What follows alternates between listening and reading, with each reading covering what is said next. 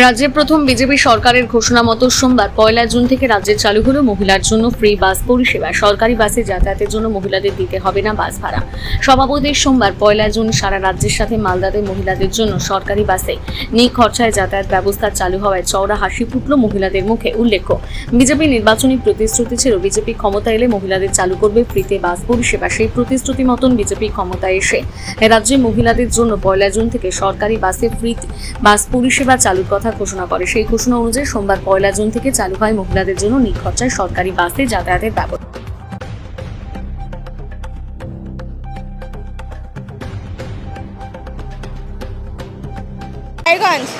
রায়গঞ্জে যাচ্ছি আজকে থেকে। সরকার তো বাসের ভাড়া ফিরিয়ে দিয়েছে, মহিলাদের জন্য উপকার হবে। হ্যাঁ, মহিলাদের জন্য উপকার হবে। কে বলতে লাগবে, খুব উপকার করছেন, কাজটা ভালো হয়েছে সবার জন্য। আমার নাম গৌরী পাল, বাড়ি হচ্ছে আমার রায়গঞ্জে। ইসলামপুর। প্রতিদিন যান নাকি? না, প্রতিদিন যাই না, উইকলি যাই আর কি। আজ এখানে দেখলাম ভালোই, জিরো টিকিট দিচ্ছে। হ্যাঁ, সরকার ভালোই ব্যবস্থা করেছে। মহিলা ওমেন এম্পাওয়ারমেন্ট। কি বলবেন? সরকারকে ধন্যবাদ, মেয়েদের জন্য ব্যবস্থা করেছে। হ্যাঁ, রাজ্যের আমাদের সিএম যিনি, সেই শুভেন্দু অধিকারীকে আমাদের ধন্যবাদ আমাদের মেয়েদের তরফ থেকে। এটা কি? হ্যাঁ, উপকৃত তো অবশ্যই হলো। আপনার নাম? মৌসুমী দত্ত।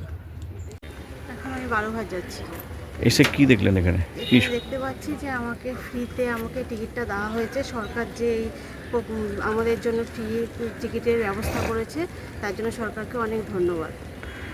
খুবই উপকার হবে যাদের প্রতিদিন যাওয়া আসার জন্য, যারা প্রতিদিন রেগুলার জার্নি করছে তাদের পক্ষে তো খুবই সুবিধা। এটা একটা কি বল মহিলাদের জন্য যে উদ্যোগটা নিয়েছে তার জন্য অনেক অনেক ধন্যবাদ। আপনার নাম?